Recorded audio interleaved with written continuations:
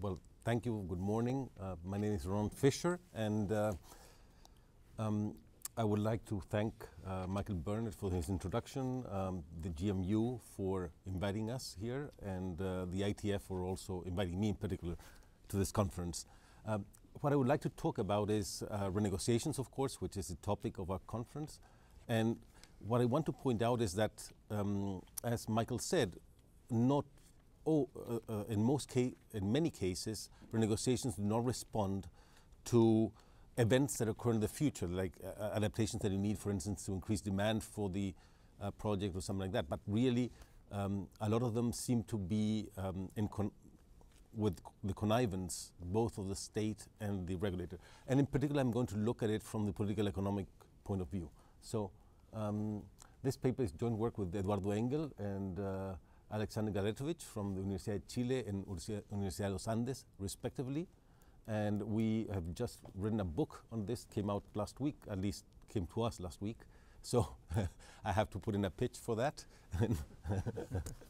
Just in well, this paper, in general, people have talked about the fact that concessions and PPPs can be used and have been used to exceed spending limits by the government. What I would like to point out is that renegotiations can be used to add to that effect. And the reason why PPPs can do it and public provision, the normal standard public provision cannot, is that in PPPs you bundle finance and construction, and that allows the private party to lend, in a sense, to lend, in quotes, to the public entity and to add additional things, to tag additional things onto the project. And that is due to the fact that the fiscal accounting rules are not perfect. One of the things that we can do to reduce at least this sort of effect is to improve on the fiscal accounting rules, to see how much the debt has increased, the implicit debt has increased when you do a renegotiation. Let me give you an example, in a couple of examples. In 2001, there was flooding in Santiago, and there was a lot of political pressure on the government to invest in collectors for rainwater, main collectors. But the government was unwilling, because of its spending commitments, to put these resources itself directly. So what they did is they renegotiated contracts for urban highways so they would build the drains. Basically, they added like $300 million to the original contract just so they could build the drains. This didn't appear anywhere in the budget. Everybody agreed, and that happened. Another case is, and the other thing is that most of the expenditure will be paid by future users who will pay for the highway. So in a sense, it was transferred to these people without any possibility of them saying anything about it. Another Chilean case, since basically it's easier to do cases when you're in the place because you know about them. The main port of Chile was hampered by a lack of a dedicated access to trucks that had to go straight through the city. So there were three options to make a bypass. Either you could fund it with current fiscal resources, which the country did have.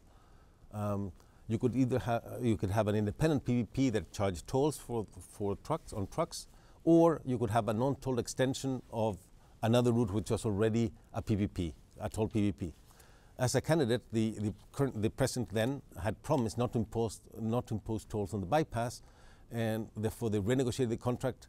They valued the project at a certain amount, and they increased the tolls on the other route to cover the increased expense. There's no independent valuation of the bypass, no competition, no nothing. So that gave us the idea that there is a political, that one of the reasons for renegotiations is the interest of the parties in renegotiation itself, both the government and the firms. Well, I'll skip this because I said it. I'll just give a brief introduction to the model, very brief. I won't go into any deep mathematics, but this is a basic idea. You have a Congress that allocates spending, and it decides that it's going to spend. You have a tax budget, a tax revenue of 1 over 2 periods, and you have expenditure over 2 periods to the same amount. Your social welfare function is given by the investment in public infrastructure or the services it provides. And what you do then, in the case in which we assume in which there was no discounting, just to simplify, is that investment is split in halves. That's what you do. So that should be the optimal. The problem is that government has a different utility function. The utility function of the government depends on the utility of society, but only if it gets re-elected. So it includes the probability of re-election into the future, and that means that it biases spending towards the present because infrastructure spending and the services it provides are powerful issues in an election. So if you have more hospitals, more highways and things like that, people do believe you're a good government and they tend to re-elect you. So this biases government to current spending. The problem is how to manage it. Congress in general will authorize, because it maximizes social welfare, assuming that, it authorizes only spending of 1/2 in each period.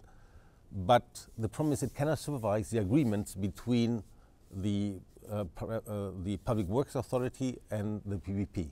So it's difficult to supervise. They don't have a specialized agency to do that. So what happens is that if you have public provision and standard public provision, what government does is it has to pay, or at least if you have to pay the companies at the end of each period. The companies cannot incur in debt. Then they're paid on the basis of work done. So you can't pass things from one period to the second one. Whereas when you have a PPP, what happens is the following. In the PPP, you can transfer debt from one period to the other one through the company itself, through the PPP company. So what will happen is that the companies know that they will renegotiate the contract in the future, in the first period, for political reasons, because the government wants to spend more.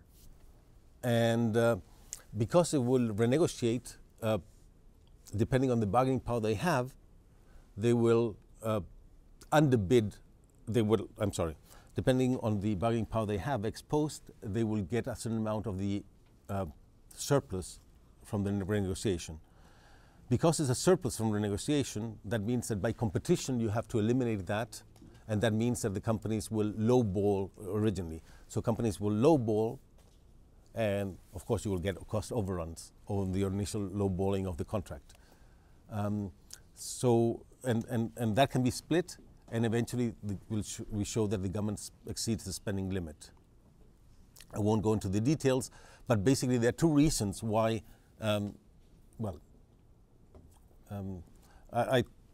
the mathematics showing why the government wants to spend more in the present. First, because it doesn't value the future as much, because it might not be re-elected. And second, because more investment means that it has a higher probability of re-election. So there are two reasons for to desire higher investment in the present. So how would you implement the optimal? Remember that the government wants additional work. So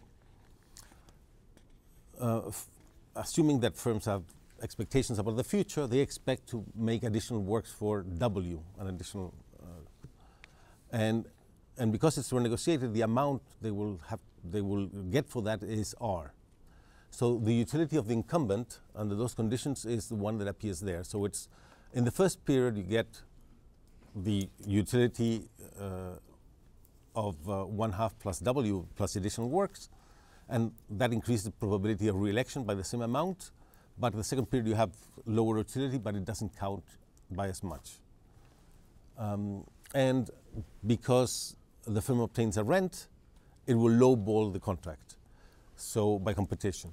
So L there is the extent of lowballing. So what happens is that firms go in for a lower price, knowing that in the future they will renegotiate the contract. And in a sense, the government has, for the first period, has that extra money that it had not considered it's not something that you can renegotiate. It's already in its hands. So what you have then is that lowballing is transferred to the incumbent and not part of the renegotiation process. So if you have efficient, this of course an hypothetical model, but if you have efficient bargaining and competition, the incumbent can attain its optimal choice. So exactly what it wanted. For instance, in the case, the only case I'm going to put here is the case in which the firm has all the bargaining power. So the incumbent gains nothing ex post. What does that mean? That the problem for the bidder is to maximize the difference between what it gets in renegotiation minus what it has to work for, W, and subject to the condition that the utility of the government is the same as if it did not incur in renegotiations. And notice that in that case, because of lowballing, the government already has an L in place, a capital L in place on the right-hand side.